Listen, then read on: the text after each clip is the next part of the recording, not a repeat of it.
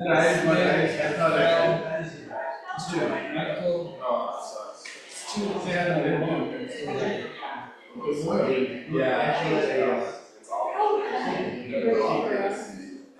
gonna need more chairs. I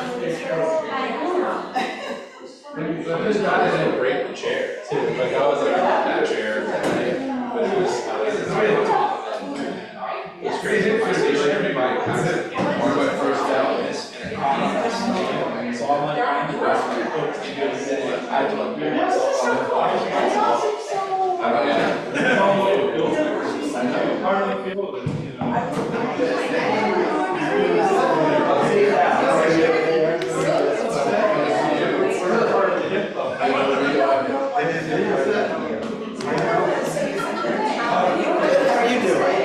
If I sit here, am I in the way? I don't let the way you sit down and figure it out. Actually, I think you smile. No, you are fine.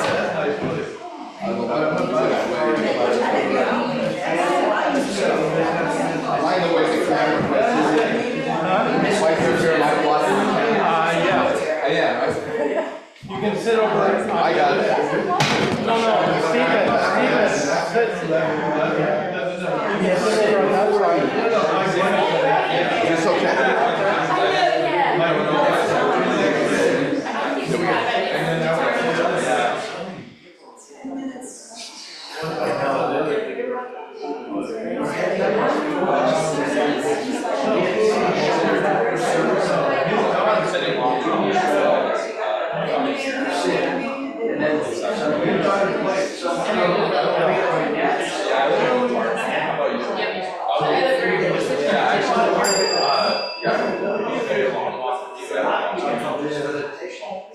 Good morning, everyone.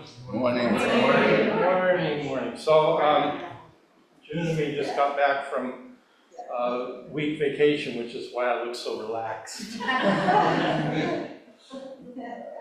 And I want to talk this morning about the Gate of Sweet Nectar, which is,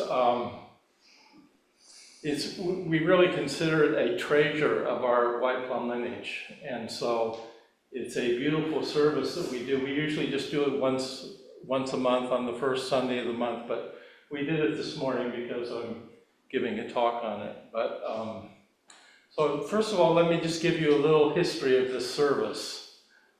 This service is basically about actualizing our Bodhisattva vow, which is really the primary practice of our Zen Center. We are all, most of us, I hope, are trying to understand the implications of living by this vow and how we could manifest that in our daily life. So the Kanramon, the Gate of Sweet Nectar, the Japanese name is Kanramon, which literally means sweet dew gate. Kan is sweet, ro is nectar or dew, and mon is gate. And in the early years at the Zen Center Los Angeles, we chanted this in Japanese. And it was very beautiful, the way the Japanese chanted it, syncopated the rhythm. And very beautiful, musical. And, but we didn't know what it meant. In fact, we didn't know what a lot of the sutras meant in the early years because we were chanting them all in Japanese, and we'd keep asking Maizumi Roshi, we'd say, what does it mean? And he'd say, you Americans want to know what everything means. Just chant the sutra. So we just chant the sutra, you know. And eventually we broke Maizumi Roshi down, and Bernie translated this into English with Maizumi Roshi, and we were shocked to discover how rich this service actually was. It is a blending of Mahayana Buddhism and Vajrayana with the 5 Buddha family wisdom energies, and it's a beautiful, beautiful service.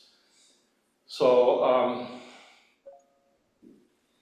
want to talk about what we're doing in this service. A service isn't just a ritual. It's the reason why we do rituals is so we can embody an intention. We can embody the Bodhisattva vow. And what we're doing in this service, it's a beautiful thing. We are inviting the hungry ghosts to come and be present. And it's an unconditional invitation. They're not all beautiful people. Yeah, some of them are a little crazy. Some of them are homeless. Some of them are immigrants. Some of them are scary. Some of them are smelly. We're inviting them all in unconditionally. That's the Bodhisattva vow. Now that's not so easy to do, so it's a practice, right? We're trying to get better at inviting the hungry ghosts in. And if you invite someone into your home, which is what we're doing, this is our home, our Zen Center home, then you have to take care of them.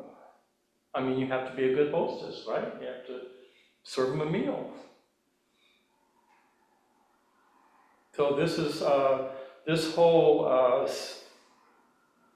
Gate of Sweet Nectar service is a service about how we feed the hungry ghost and how we heal the suffering of the hungry ghost. And who is the hungry ghost?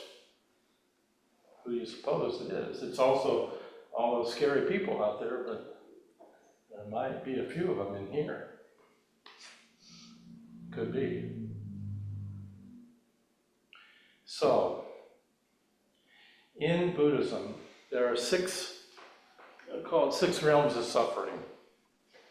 And the hungry ghost is one of them. I like to go through each of these because these realms of suffering are sufferings that we all experience as human beings.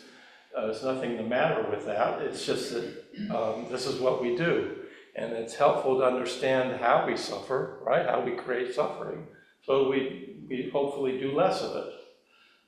We can wake up and live a awakened life and create less suffering for ourselves and heal that suffering in ourselves as well as others. But we're always starting with ourselves. We're the hungry ghost. So, there are six realms.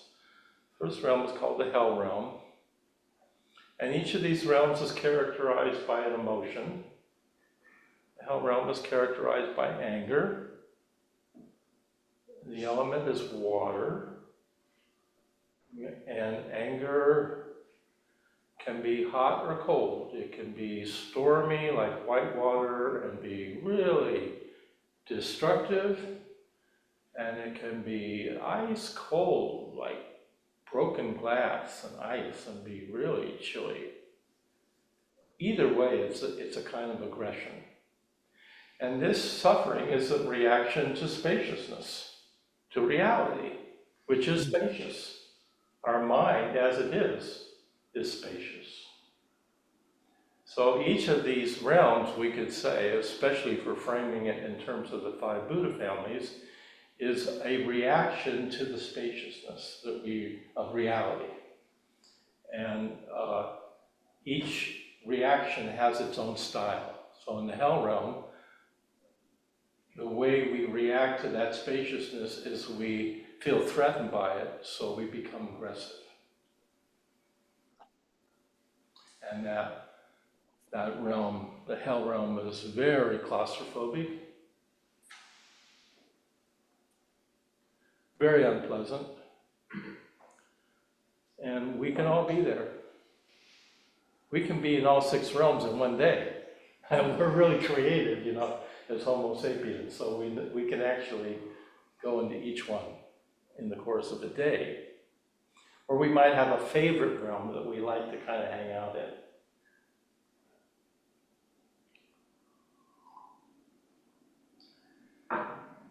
I'm going in the order, but the order doesn't imply any one's better than another. They're all suffering. Different styles of suffering, though. So the hungry ghost realm is the second one.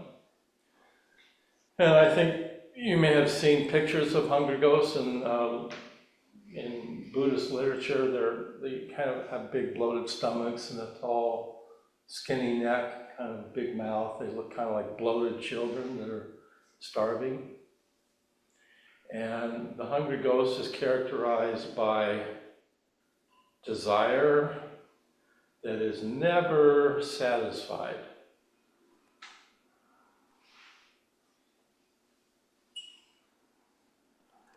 Hungry ghost has a skinny neck, so tries to eat the food, but it hurts. Yeah, it eats the food, but can't be nourished by it.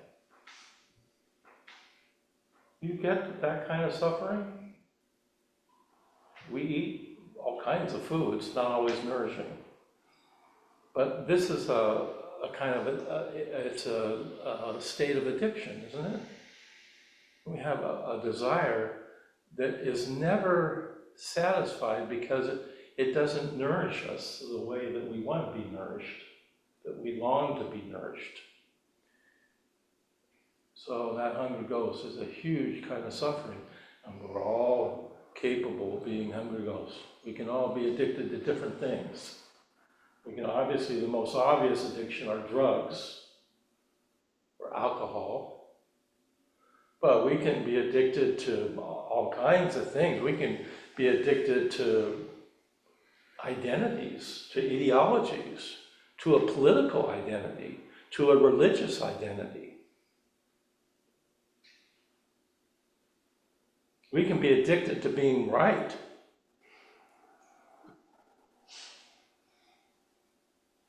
We can be addicted to duality, essentially. A lot of suffering. A lot of suffering here. Then the next realm is the animal realm, and these are considered metaphors, so don't take it literally. I love animals, and Buddhists love animals. We're not saying something about animals. We're saying about it's a metaphor, and the metaphor of the animal realm is playing deaf and dumb. Again, see, the reaction to the hungry ghost, to the spaciousness, is to consume. What? Consume, just consume. Start eating, drinking, fill up, and never get satisfied. The reaction in the animal realm is to the spaciousness, is to just ignore it. And it's not ignorant in the sense that we think of it being stupid. It's actually intelligent. It's intelligently ignoring the spaciousness, playing deaf and dumb. Put his head in the sand. The animal realm tends to be kind of serious without much sense of humor. Kind of go straight for the food, no peripheral vision, no context, just survive. Put your head down and ignore everything else around you. The style of suffering. So notice that the first three here are what we call the three poisons in Buddhism: greed, anger, ignorance. Anger, greed, ignorance. And then just to make sure we've covered all the bases for good measure, we always add two more emotions: pride and jealousy. And those five emotions make up the five wisdom energies of emotions that get transmuted into wisdom, which is really what we're doing in this Gata Sweet Nectar service. We're taking the suffering of the hungry ghost in ourselves, in the world. We're making offerings to the hungry ghost. And in the most concrete way, we don't start by talking to someone about enlightenment or even Zen. We start by, if someone needs food, you give them food. They need a warm cup of soup, or you give them, if they're cold, you give them a blanket. Yeah? It's concrete. That's how we actually, and then if the time is right, maybe you might try talking about something more enlightening. But really what we're doing in the service is the ultimate healing of this suffering is to raise the Bodhi mind. And what is the Bodhi mind? The Diamond Sutra says, dwell nowhere and bring forth that mind. That's the Bodhi mind. If you're reasoning in any mind, it's not the Bodhi mind. Oh, well. Sorry. That's so Zen, right? Yeah, so if you're creating any territory, which is how we create these 6 realms, instead of going with the spaciousness, instead of opening and dancing and improvising, we try to create some territory to protect ourselves because we're afraid. We're basically afraid of the spaciousness. We react to it. Mm. And because we're so creative as human beings, we have different styles of how we react. So we've covered the first 3, the hell realm, the hungry ghost realm, the animal realm. The 4th realm is the human realm. The human realm is characterized by being kind of fussy about our preferences and our choices and our style of music or our style of art. We have our own styles, and they're kind of important, and we want everyone to know what our style is, you know. I don't know how it is for you, but when I was a teenager, I used to turn up the music in my car really loud so all the girls would hear what kind of music I was listening to, because I thought that was pretty cool.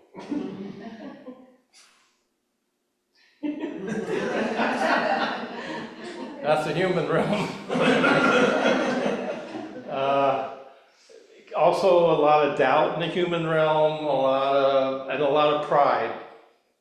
We're kind of proud of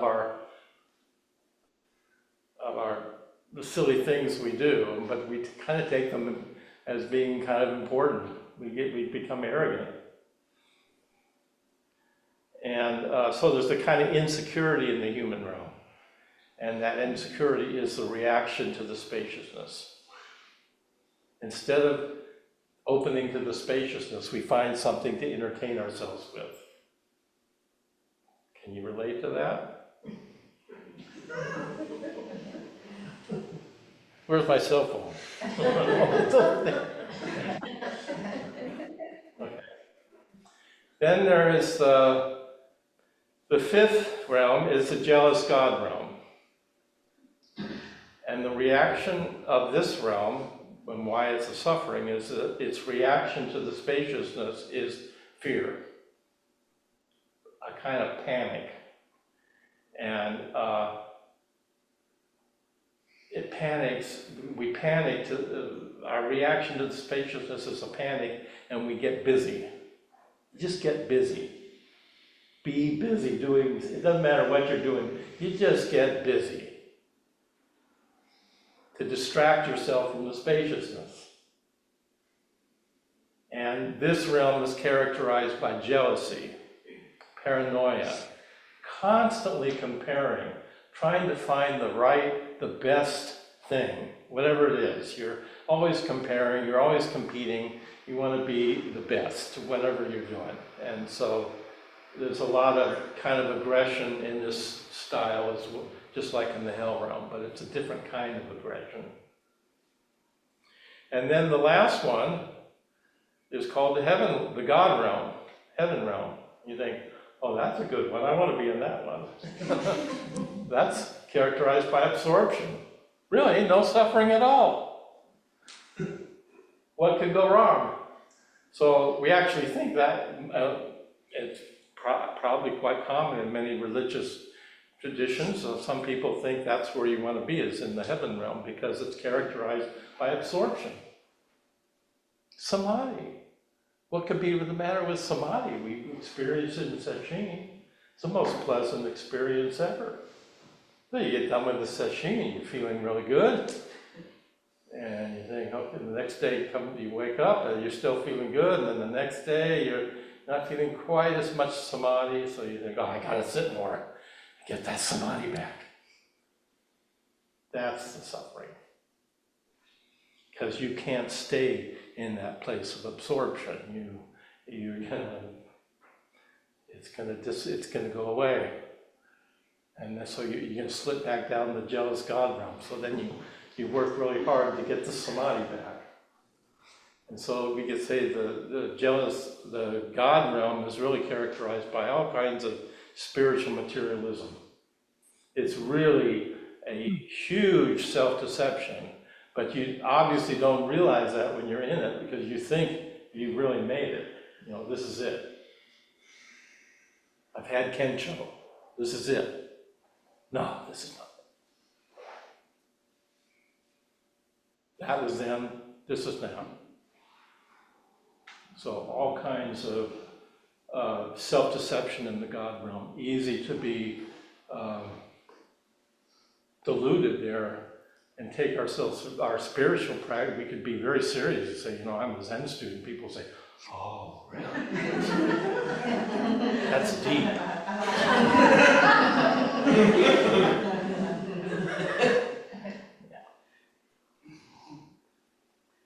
Those are the 6 realms. Now, this Kan Ramon service that we do is the most beautiful service. It's all about compassion. It's all, you know, you have to start, the compassion has to start with ourselves because we're in all 6 realms at one time or another. Let's be humble and honest. We all create suffering. But the beautiful thing about a tradition is it can help us understand the anatomy of that suffering so that we could do it a little less. And then we realize there is actually a spiritual practice and the path for healing all of these sufferings. And we could begin to work on that. We could have more clarity, more wisdom. And the surprising teaching of the Buddha really is just so radical. He says, look, take this bodhisattva vow. Stop worrying about yourself. Stop ruminating about who you are or who you aren't. Develop compassion for others. Unconditional compassion for everyone. And if you really do that wholeheartedly, you'll forget about yourself and you'll feel a lot better. You'll have joy.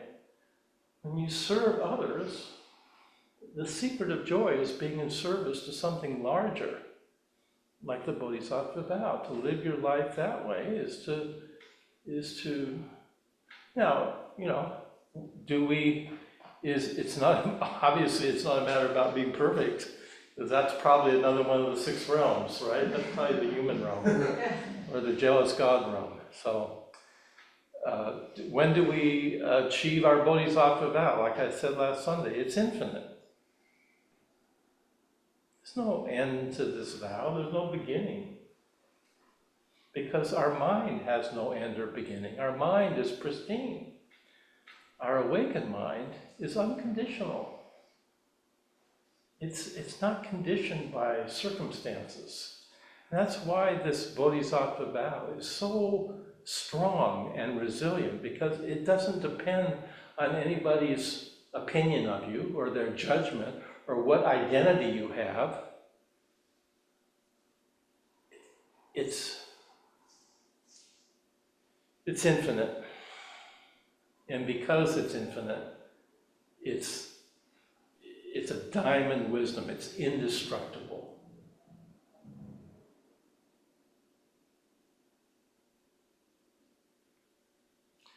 So the Gata Sweet Nectar is giving voice and ritual to put ourselves in this place of being this bodhisattva and actualizing our vow to help others.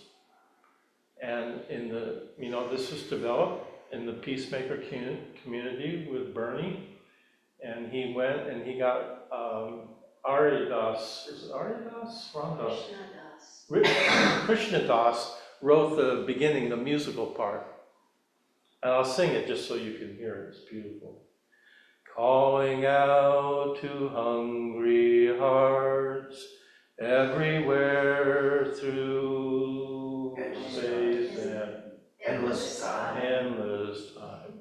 You who wander, you who thirst, I offer you this Bodhi mind. Sing it with me. Calling out to hungry hearts, everywhere through endless time. Calling all you hungry hearts, all the lost and left behind. Gather round and share this meal, your joy and sorrow, I make it mine.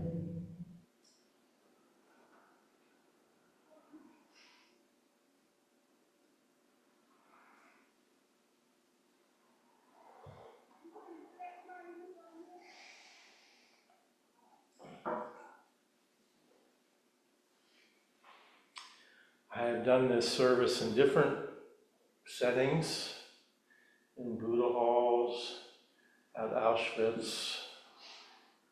I remember doing this on a street retreat in New York. We were sitting in a park where people were dealing crack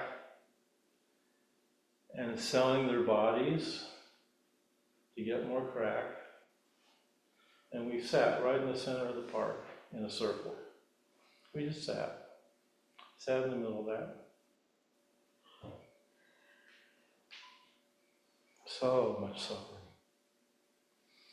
And then we found objects to use as instruments for a drum or a plastic bottle, a stick to hit it with.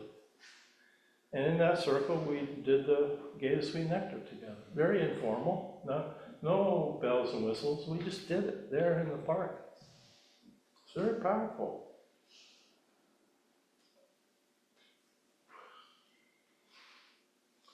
Ritual doesn't have to be staid. It doesn't have to be rigid. Ritual can just be an intentional response to life that's informed by some kind of wisdom and compassion, and then we embody it. That's the power of ritual.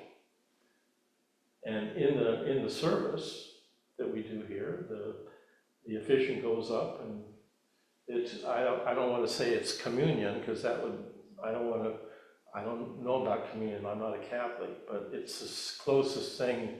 It seems to me kind of like communion. The officiant is mixing up the food. We always have a food offering, and makes the food with water and then gives it as an offering to the hungry ghost. And the reason we mix the food with water is because to make it easier for the hungry ghost to eat it. Another thing we do in the service is then after that we give the precepts to the hungry ghosts, because they're here now. And in order to get their attention, play the conch shell, because hungry ghosts are easily distracted. They're not you have to kind of make some noise to get their attention. And then when you have their attention, we give them the precepts. I have to give it to them fast though, because the attention span's a little short maybe. So, and then we're all Buddhas, and then we celebrate. We're celebrating that we have such a beautiful practice that is meaningful and rich in wisdom. I mean, the 5 wisdom energies are, when we raise the Bodhi mind, that's what heals the suffering. And it's kind of hard to say what that is, but that's ultimately what heals the suffering. You open to the spaciousness of your Bodhi mind, your pristine mind, which has no fear. And that Bodhi mind transmutes all the sufferings of the 6 realms. How to do that? We bring forth, in the service, we bring forth the 5 wisdom energies. We chant them, we evoke them, we invite them to come. Where are they coming? They're coming in ourselves because we have this awakened energy in ourselves, but it's rich, it's not monolithic. It's just like the styles of suffering, there are styles of awakening. So each of those styles of awakening matches each of the 6 realms, the hell realm. It's not a matter of getting rid of the anger. That's not very skillful. You transmute the anger into precision, into mirror-like wisdom that has no bias. It's wisdom and it's mirror-like and reflects reality just as it is, with no bias. That's wisdom. Hungry ghost realm. Passion, desire, and hungry, that wisdom energy, when it confronts spaciousness, feels lonely and is afraid of being disconnected from others. So it starts consuming, it starts to seduce people into its territory. And that energy, what we call the Padma Buddha family, that gets transformed, not into seduction of an object, but seduction in order to connect, to communicate. And that is a very, very powerful, discriminating wisdom. So it's not like we have to get rid of our passion. We don't have to get rid of our desire. We can transmute that into a desire to connect to people skillfully. Very powerful wisdom. Animal realm. The Buddha family is both the animal realm and the God realm. And the Buddha family reacts to the spaciousness with bewilderment and confusion. And instead of being spacious, is spaced out, plays deaf and dumb, ignores reality. And again, that ignorance gets transmuted into spacious wisdom, spaciousness, accommodating everyone, unconditionally, right? Tolerance, patience, forbearance. That's indestructible. Each of these wisdoms, they're indestructible. They're already you, but they're not an identity. Yeah? So I always speak of them as a sphere of energy because we can reduce everything down so quickly to something, a category, an intellectual. These are things we discover by our direct experience. It's not intellectual, although it sounds intellectual because I'm talking about it.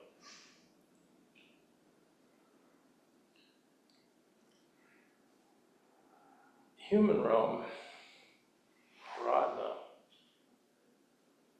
The reaction to the spaciousness here is one of feeling unsubstantial. It's odd because the wisdom of Ratna is completely big and confident, but when it reacts to the spaciousness, it becomes, instead of confident, it becomes arrogant, proud, and takes up space, becomes claustrophobic. And when that gets transmuted into the wisdom, it occupies space with a Vajra pride. No fear, a big, compassionate, generous energy. Beautiful, beautiful energy.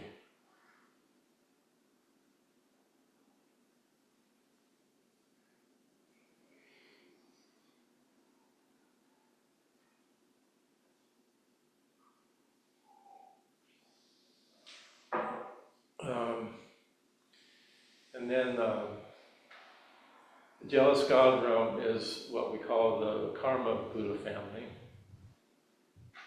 And that when you transmute that paranoia and jealousy into wisdom, it becomes all-accomplishing, self-accomplishing, self-fulfilling action, and very efficient, and is so efficient that it gets things done in the world very well, does things, it's action. This wisdom is a doing energy. We often associate it with social action.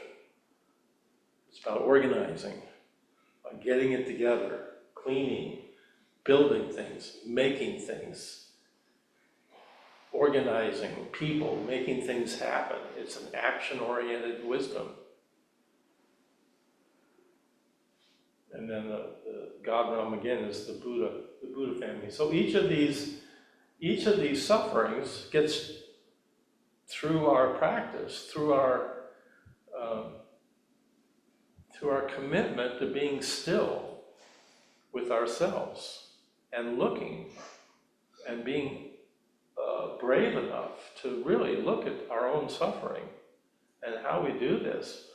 The beautiful thing is that because we are already Buddha, you are already awakened. You can't achieve that, you can't lose it, it's already here. You begin to discover that you can transmute your suffering into something beautiful and kind and compassionate and clear. What comes with the Vajra family is clarity. Clarity about all kinds of things, about language. Facts matter. Hello. Science. Logic. Words matter. How we use them.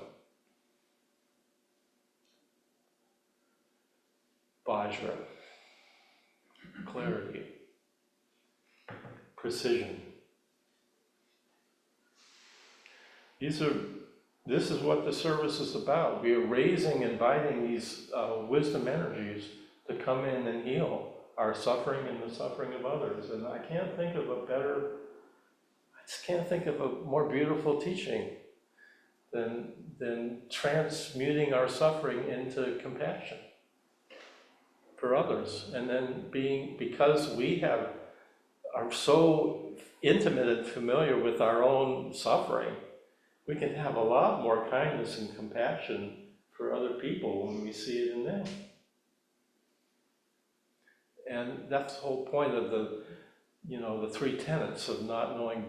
When you bear witness, you're not judging somebody. You're just on their level with them, with their suffering.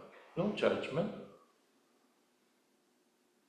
And when we can be with somebody, there's a lot of power in just listening. People need to be seen. They need to be heard.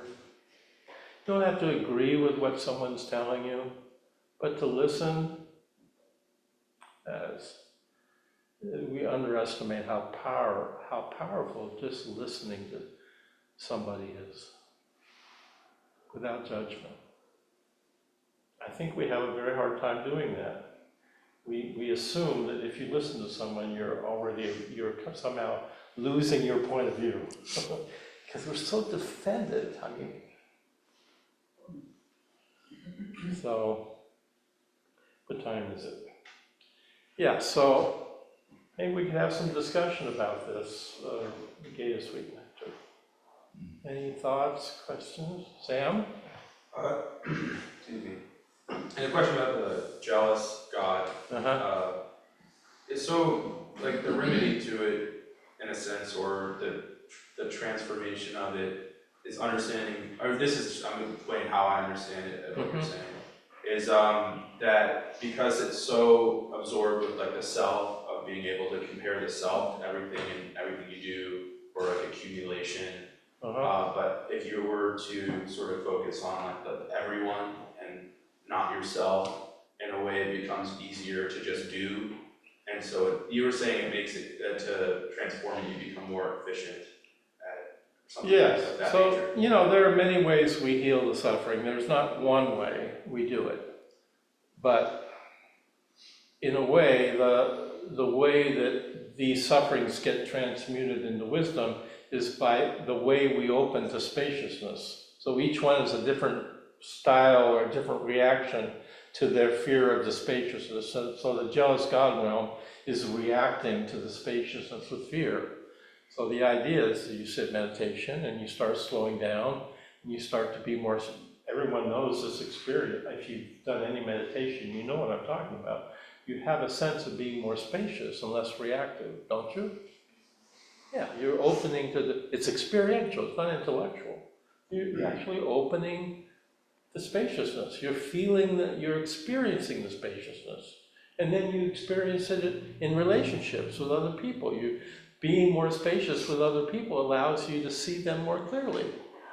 Actually, you can be clearer about somebody when you're not just projecting your own thing onto them, right? So you're starting to understand the nature of projections and you're taking them back. And in taking them back, you're allowing for the spaciousness to be here again. And each of these is a different, the style of the jealous God realm is a very speedy one. It has a lot of efficient energy, but if that energy is off, if it's coming from a reaction to the spaciousness, then it becomes very neurotic and creates a lot of suffering. So the idea is for that energy, you're opening to the spaciousness, but then your natural wisdom, which is efficient, is also coming up, and now you can actually do things and get things done very efficiently in a really way that's very clear and helpful. Yeah. The part that really strikes me, and I actually lost a lot of money because I told June Roshi that I was going to bet what one of the subjects that you were going to cover was, and I was wrong, so I'm going to bring it up. And that is, we repeat several times to the victims and perpetrators alike. Thank you. And that to me is an amazing challenge. And it brought back they call Disney World the world's happiest place. And when I went to the Auschwitz retreat, it really can be the world's most judgmental place because it's easy. You don't have to choose sides, right? There's clear good and there's clear evil. And yet when we go, we try to have compassion for the victims and perpetrators alike. And that's the biggest challenge that I have, and particularly in this political environment, not to do exactly what I'm railing against. Yeah, so I meant to bring it up. How much did you bet with June? How much you lost? 10,000. Put the check in the dollar box. It's in the mail, Roshi. Don't worry about it. Yeah, we always dedicate the merits to the victims and the perpetrators. And everyone feels like they're a victim. Everyone. The Nazis felt like they were victims of the Jews.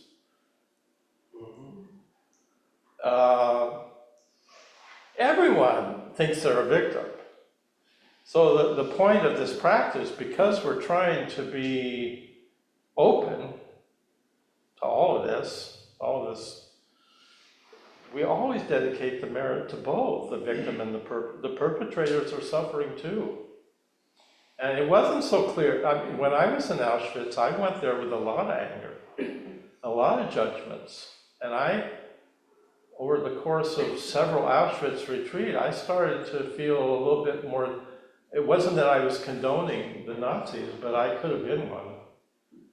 And that's a very humbling, kind of painful realization that I could be that perpetrator too. So it's not so clear about, there's good and evil, and the fascists were evil, and they knew they were doing something wrong because they blew up a lot of those crematoriums. So they were trying to get rid of the evidence. So they they knew what they were doing. Well, and But the other point is, in June Roshi's class on opening to oneness, we practice on how we are a perpetrator.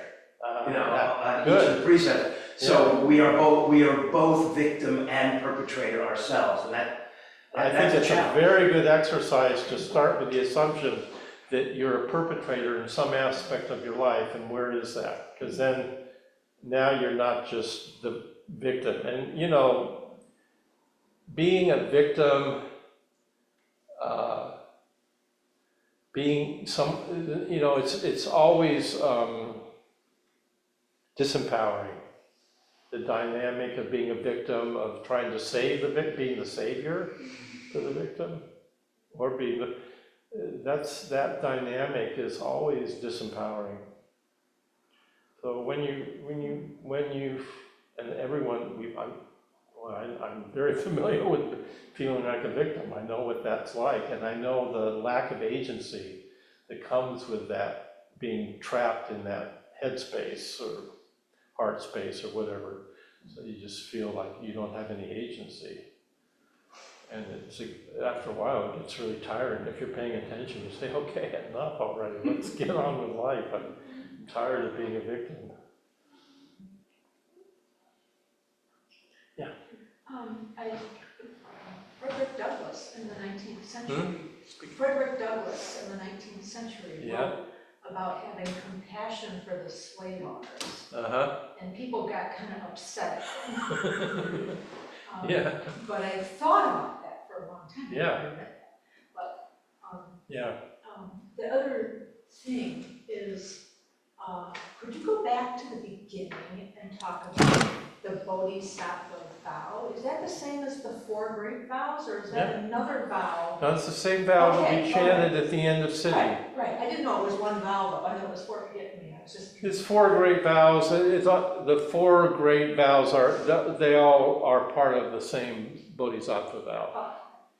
And Avalokiteshvara's Bodhisattva. Yes. We have different kinds of Bodhisattvas, kind of different archetypes, maybe you could say.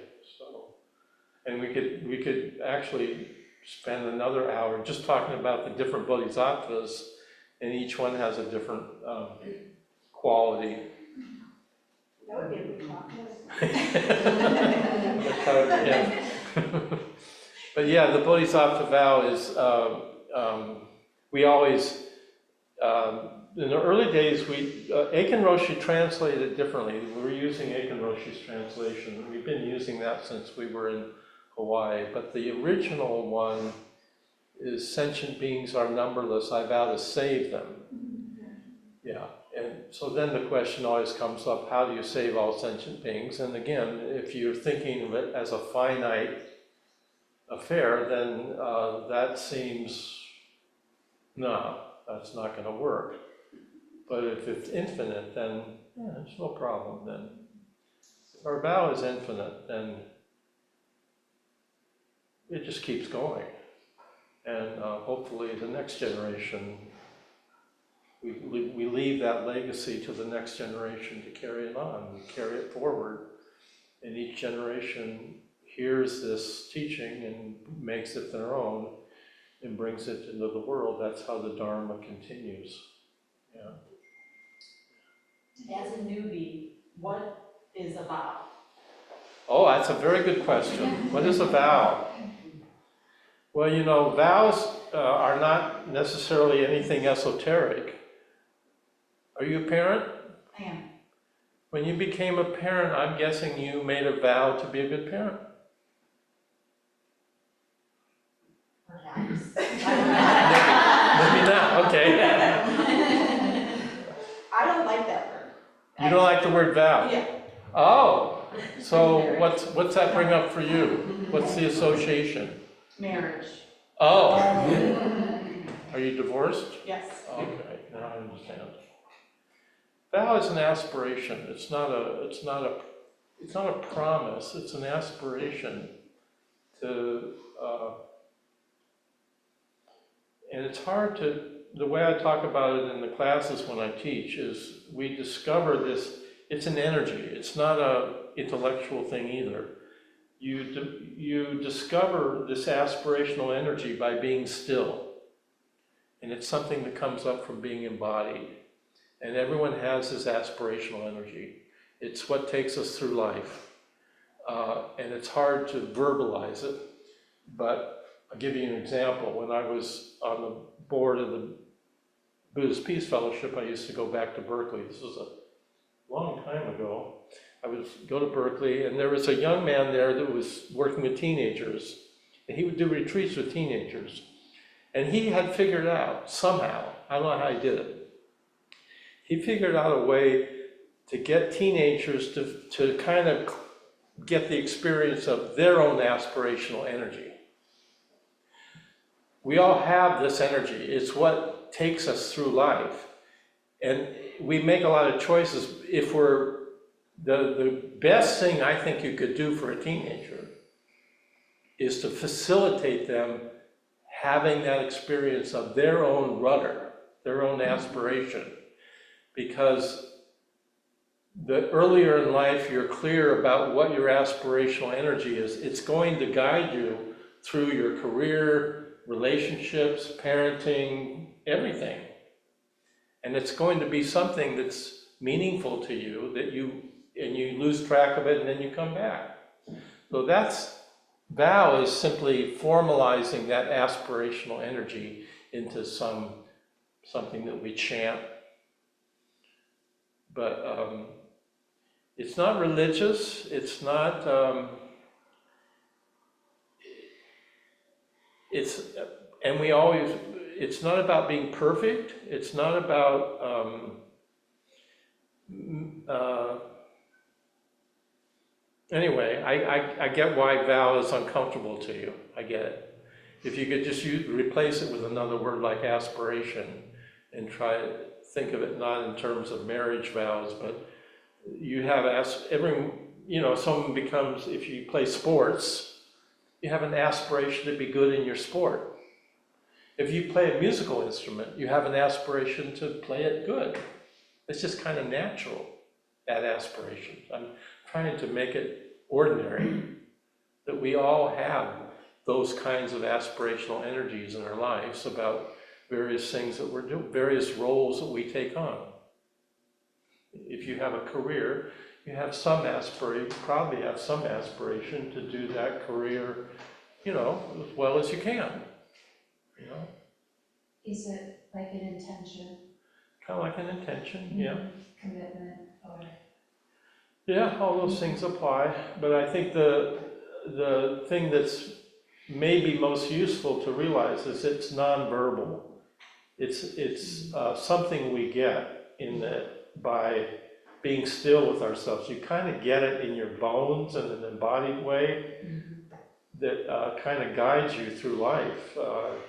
And everyone has a slightly different one, but we formalize that in our practice as the Bodhisattva vow, because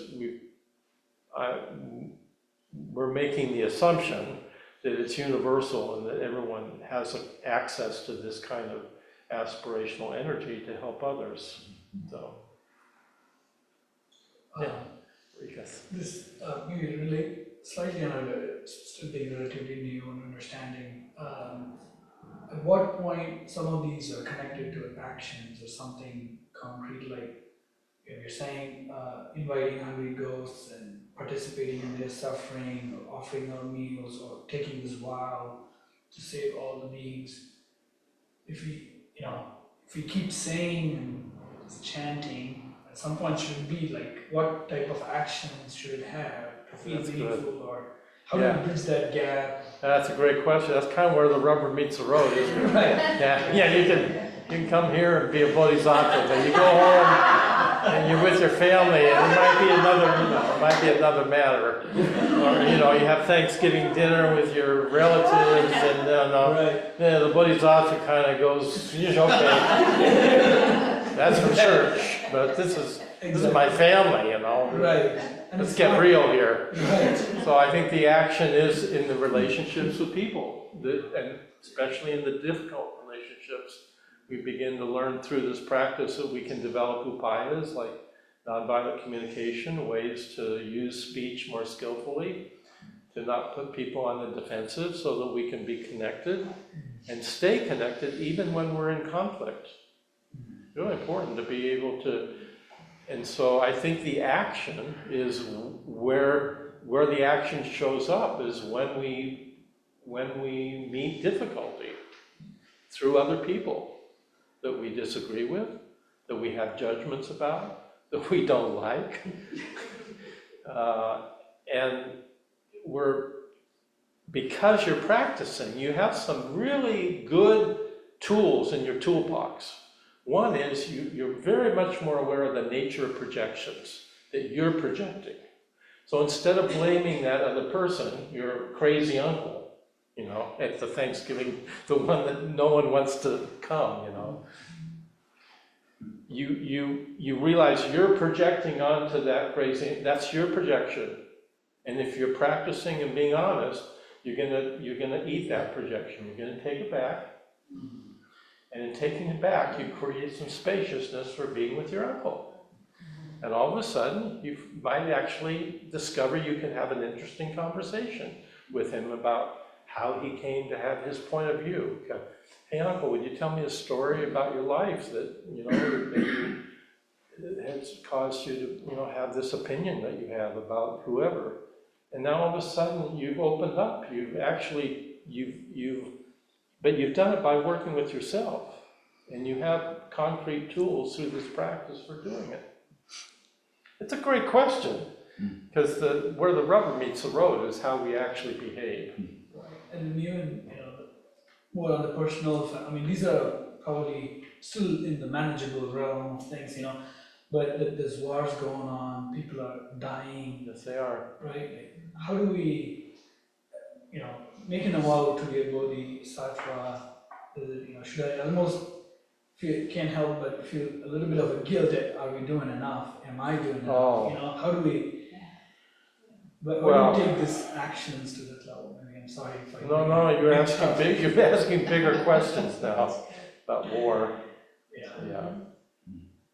We do what we can. We do what we have. Being a bodhisattva doesn't mean that you're idealistic to the point where you have to do big, grand, dramatic gestures. It's in the everyday life that we live this vow. So, if you're in warfare, I think we're all kind of in a war at the moment, so you have to figure how to find our way through this this kind of war that we're having in the culture. But yeah, it's not about being perfect, and it's not about creating a utopia where there's no suffering anymore. We're very realistic. We acknowledge that suffering is going to take place, and there's going to be violence in the world, and hatred, and there's going to be prejudice, and all injustice is here, and then part of our vow informs how we deal with that, and if we have the opportunity or the inclination to deal with some aspect of that with more actions, then we can do that. We can choose to do that if that's what works. Yeah, great questions. Really, it's the reason why we study the precepts at the beginning as Zen students. We study the precepts to kind of study ourselves and see how we conduct ourselves in different situations. Yeah, how we deal with stress. Come home from work and you're tired. How you deal with your family when you don't have a lot of juice, you don't have a lot of gas in the tank, and you're tired. Do you snap at them? Do you act out? How do you work with those more difficult situations? But I think it comes down to daily life. It's what do we have influence over? Where is our field of influence, and how can we manage that with more wisdom? Yeah.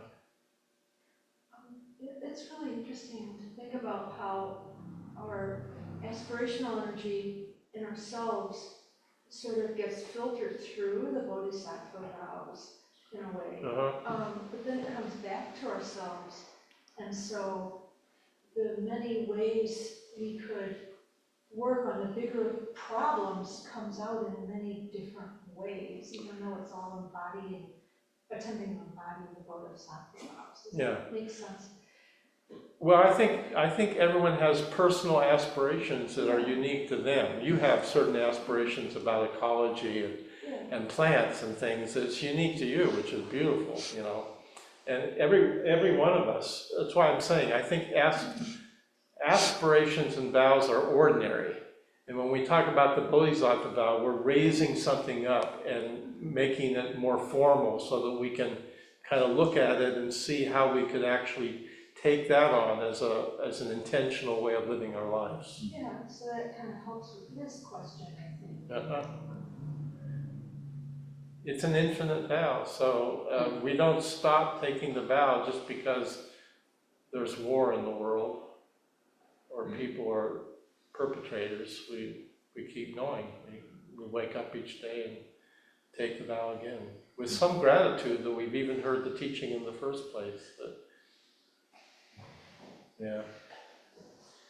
Yeah, something that I think is really beautiful about the vows and this Buddhism in general, or at least from how I understand it, is that like we don't really have like goals. We have aims, and the vow is like an aim. And what's really great about that, and people would think, well, like, what are you accomplishing if you're just always aiming at something?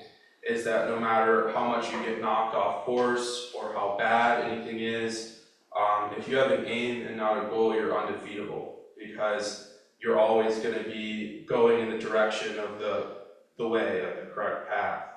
And so no matter how bad things are, so long as, you know, they could scorch the earth, and if you plant seeds, you know, it will always return. So you're indestructible. Yeah. So maybe the last thing, and I said it last week, which I think may be helpful, you just got to know what game you're playing. If you're playing a finite game, there's winning and losing. And nothing matter with finite games. We can have finite games within the infinite game. And finite games have a beginning and end. Somebody wins, somebody loses, we're competing, you know. But the infinite game, that's the one we're playing as bodhisattvas. It has no end, it has no beginning. And because it's infinite, then it's resilient. We just show up each day. Nobody wins or loses. You can't gain it, you can't lose it, you can't achieve it. You could be playing finite games within but you need to know you're playing that infinite game to be clear about what a spiritual path like this is, because then your energy isn't necessarily directed towards an end point or an outcome. It's just you use this energy to be present. And then you get a lot done. But there's nothing the matter with the finite game either. But it's just important to know in what context, which game you're playing. Yeah. Yeah. I think about that all the time with people that are like talking, like my dad would always go on these fad diets. And then I'd be like, okay, you can lose all the weight, and then what? Yeah, it's like, you know, like they don't realize it's like a way of being. Like you got the way you were because of how you behaved and like your long-term, you know, trajectory. And it's like managing that, like you gotta manage it. You just unlocked some trauma for us.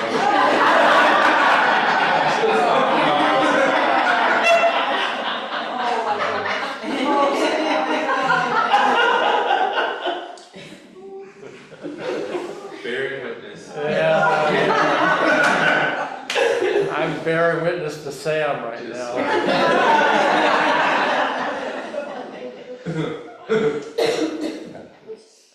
Anything from you online before we finish?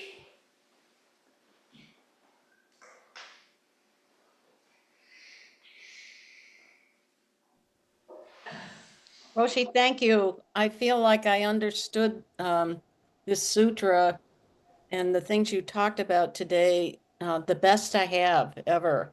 It was really clear for me. So thank you very much. Thank you, Robin. Roshi, I also appreciate what you said today, especially the sensation of spaciousness. Uh-huh. I'd like to hear more about that sometime. Okay. Thank you. Thank you, Diane.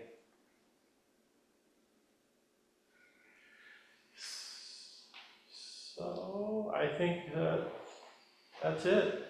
This is a finite talk. It's just ended at 11 o'clock. Aspirational energy. But the echo is dark.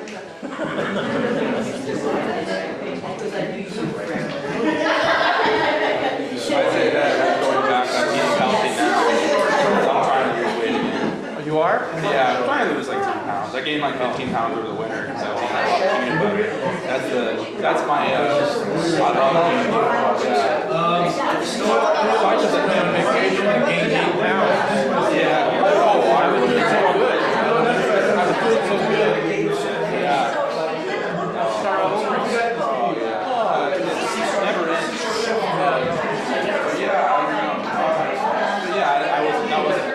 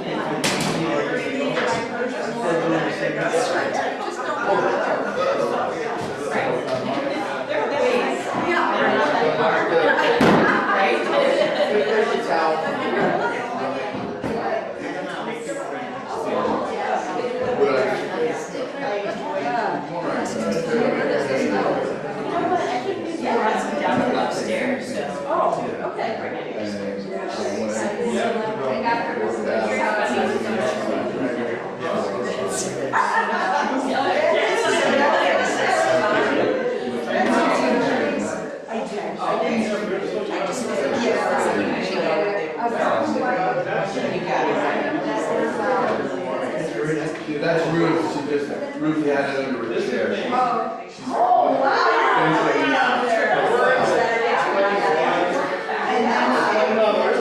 I could take that.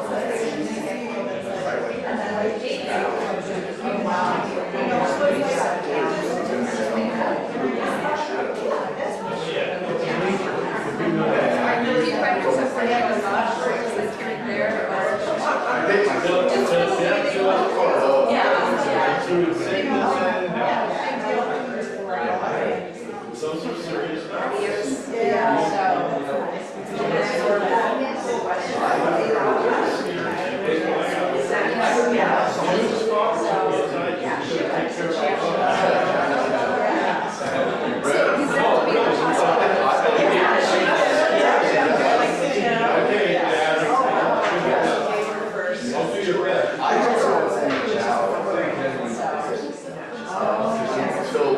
it. Or something like that. Looking at each other, going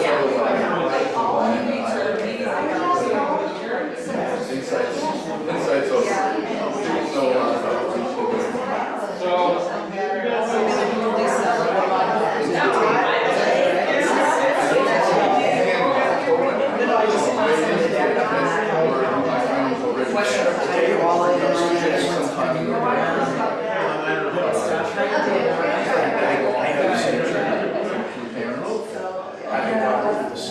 But it's funny, when I tell you my Jukai ceremony, which is some vow, that's a vow ceremony. But what's funny about it is June Roshi, my teacher, she's like, you swear to always uphold the vow. Do you vow to start again once you break it? Yes, I do. Yeah, no, it's like,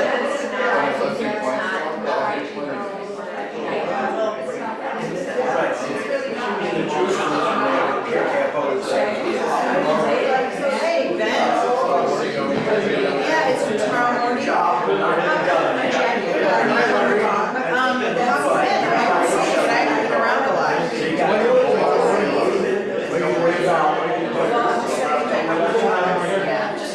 You know what else I have to do? If you want to help, you can. But I got to take the chairs off the wall. People be like, if you see any chairs against the wall.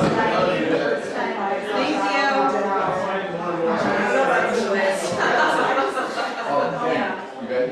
It's a different.